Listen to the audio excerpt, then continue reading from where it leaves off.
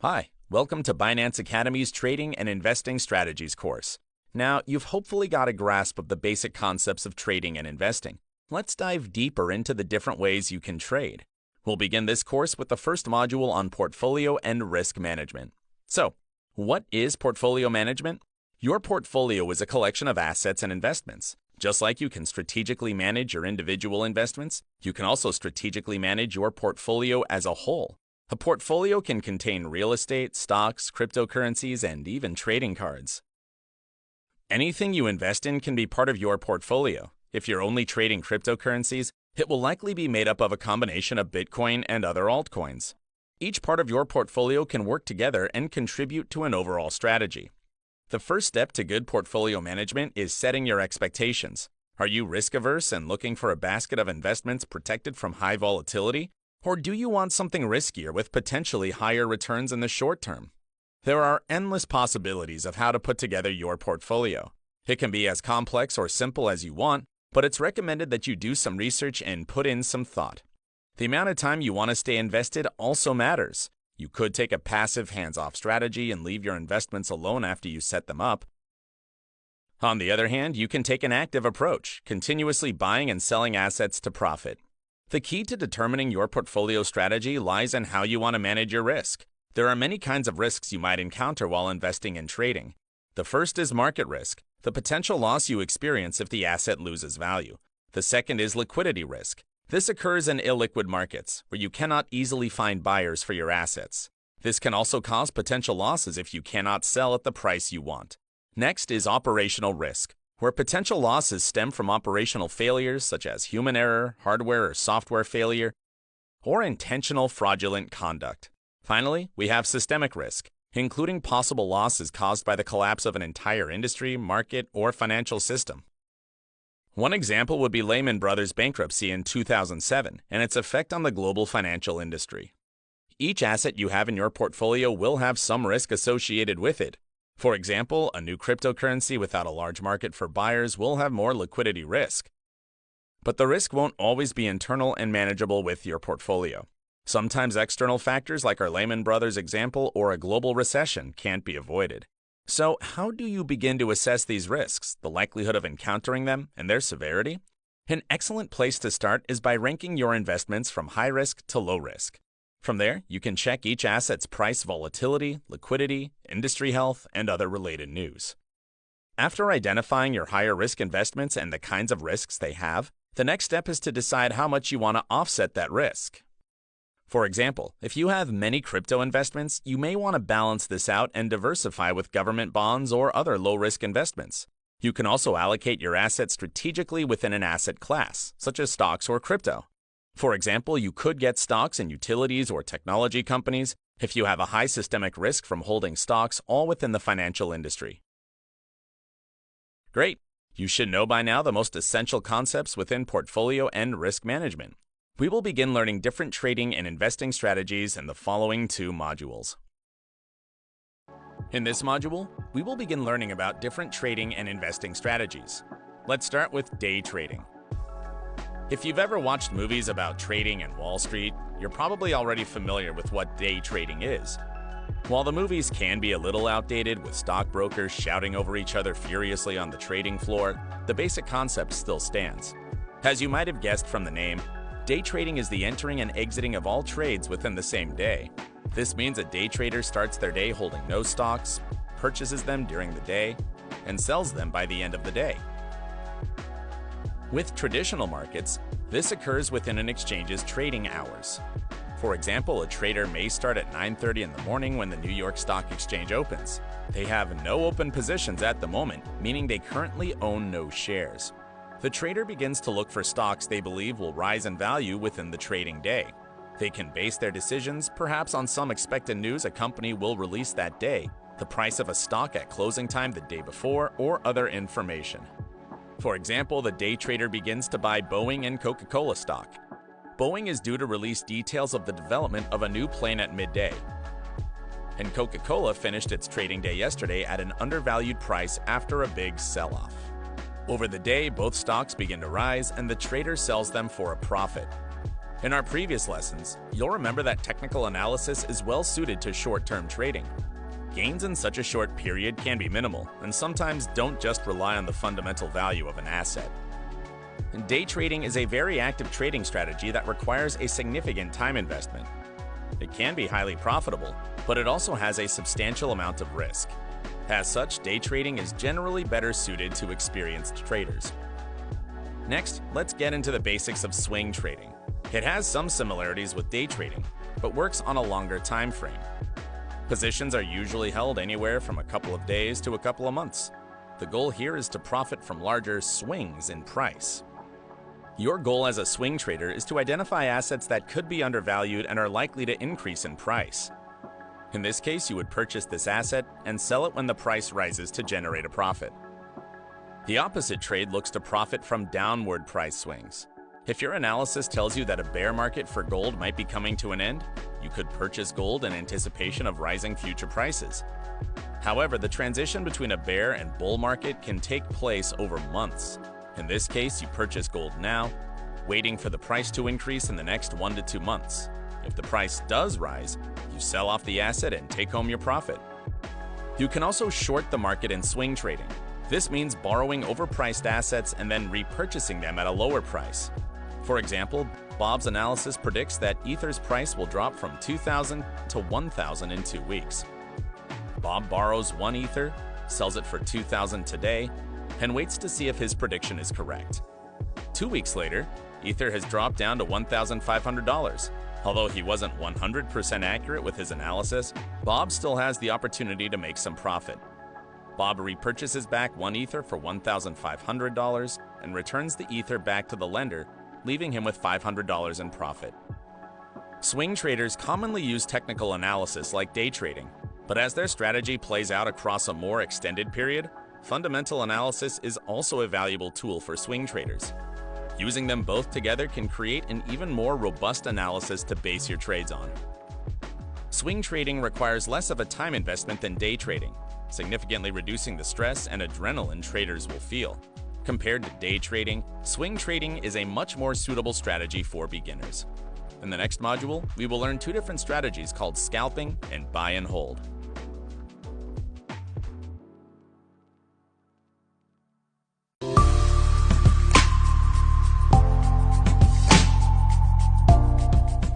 Let's start this module with the trading strategy called scalping. While day trading takes place over a day, it's possible to trade on even shorter time frames. Scalpers try to game small fluctuations in price, trading large amounts over minutes or even seconds. Scalpers predominantly use technical analysis to make their trading decisions. The difference between the price people are selling and people are bidding, known as the spread, is also an excellent opportunity for profit. Some investors are willing to buy an asset at a slightly higher price or sell at a slightly lower price in order for their trades to take place instantly. A scalper offers this liquidity to the market and makes money off the spread. For example, Bob wants to sell cryptocurrency A for $10, but scalpers and other buyers want it for the lower price of $9.95. Bob offers the crypto to the market at $10, but he doesn't get any takers. Bob's in a rush to sell, so he chooses to sell it for $9.95 to a scalper. Another investor, Alice, wants to purchase cryptocurrency A for $9.95, but sellers and scalpers only offer to sell it at $10. Alice is also in a rush, so she decides that she will meet the scalper's offers and purchase cryptocurrency A for $10. The scalper uses the crypto he bought from Bob for $9.95 and sells it to Alice for $10. The scalper makes a profit of 5 cents on each unit of cryptocurrency A that he sells. This is a small amount, but they can make larger profits if they do this transaction over hundreds of thousands of units in a day. Scalping is definitely not a beginner strategy. An in-depth understanding of the markets, their mechanisms, and technical analysis is needed to succeed in scalping. That said, for traders that know what they're doing, identifying the correct patterns and taking advantage of short-term fluctuations can be highly profitable. If that sounds too complicated for you and you're looking for the least time involvement in your trading strategy, buy and hold is probably your best bet. It involves buying and holding an asset over a long period. It's a long-term passive play where you purchase an asset and leave it alone regardless of market conditions. This strategy is known in the cryptosphere as hodling. Investors can buy and hold a coin or token for years instead of actively trading. This is a great approach for someone that prefers to be hands-off and not worry about short-term fluctuations. If you look over the past 10 years, one of the most successful buy and hold strategies has been to purchase Bitcoin and let it accumulate value. While this sounds easy to do, buying and holding requires patience on the investor's part. Through that time hodling Bitcoin, you would need to hold your nerve and not panic sell in any of the multiple bearish market dips. Now you know some commonly used trading strategies. Let's review several essential technical analysis indicators that would come in handy for your trading in the next module.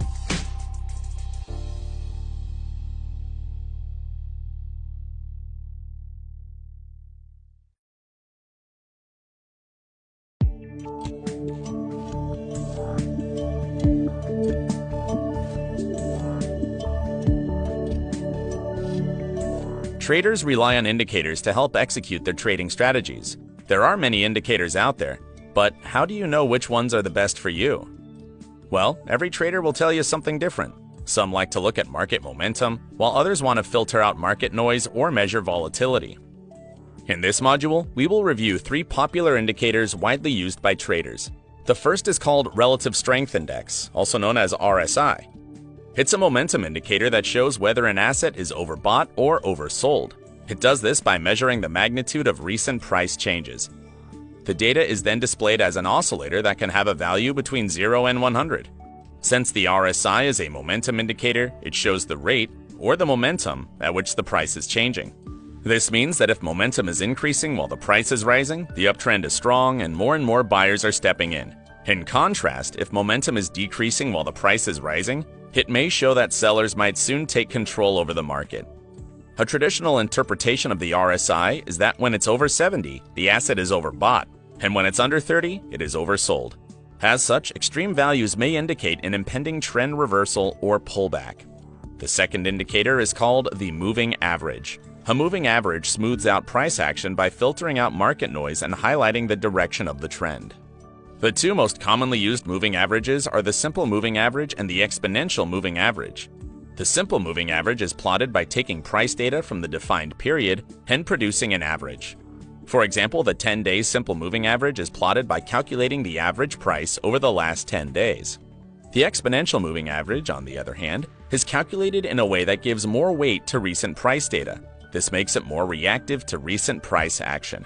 The moving average is a lagging indicator. The longer the period, the greater the lag.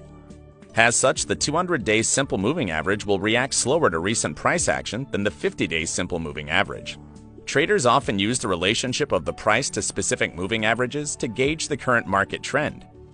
For example, if the price stays above the 200-day simple moving average for a prolonged period, the asset may be considered to be in a bull market by many traders. Traders may also use moving average crossovers as buy or sell signals. For example, if the 100-day simple moving average crosses below the 200-day simple moving average, it may be considered a sell signal. The last indicator is Bollinger Bands, a measure of the volatility of the market. It can also be used as an indicator of overbought or oversold conditions. Bollinger Bands are made up of 3 lines, a simple moving average, which is the middle band, and an upper and lower band. The settings may vary, but typically the upper and lower bands are 2 standard deviations away from the middle band. As volatility increases and decreases, the distance between the bands increases and decreases as well. Generally, the closer the price is to the upper band, the closer to overbought conditions the charted asset may be.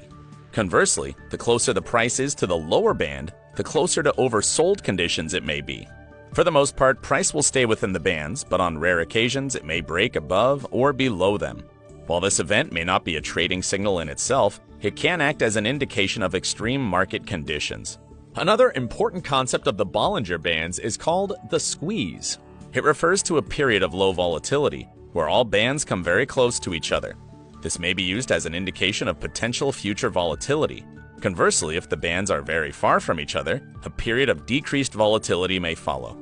Now, you understand portfolio and risk management, different trading strategies, how to read essential trading indicators.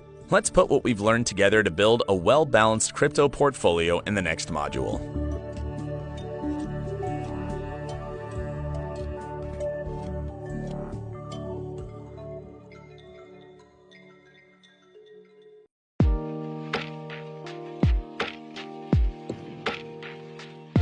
How to build a well-balanced crypto portfolio? Getting started with crypto investing is as easy as purchasing your first Bitcoin, Ether, or any other cryptocurrency. After that, building a well-balanced crypto portfolio is not that different from balancing a traditional stock portfolio. When creating an investment portfolio, you should be familiar with the concepts of asset allocation and diversification. Asset allocation refers to investing in different asset classes, such as cryptocurrencies, stocks, bonds, precious metals, and cash. Diversification relates to the distribution of your investment funds across different assets or sectors.